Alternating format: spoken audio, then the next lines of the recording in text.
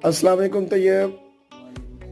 तैयब क्या कर रहे हो? पेपर बैठने की तैयारी कर रहा कौन सा पेपर? हूँ। उर्दू क्लास। सबसे पहले कौन सा सवाल करना चाहोगे पेपर में? यही है नज़म, यही है गज़ल, यही है दो में से करूँगा नसर पढ़ू तस्वीर। और ख़त या दरख्वास्त? दरखास्त क्यों? क्योंकि इजी होती है यार लिखने में भी, लिख लेता बंदा। जल्दी लिख लेता है।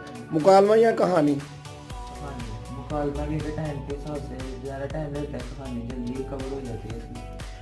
सबसे लास्ट पे क्या करोगे? सबसे लास्ट पे खुलासा।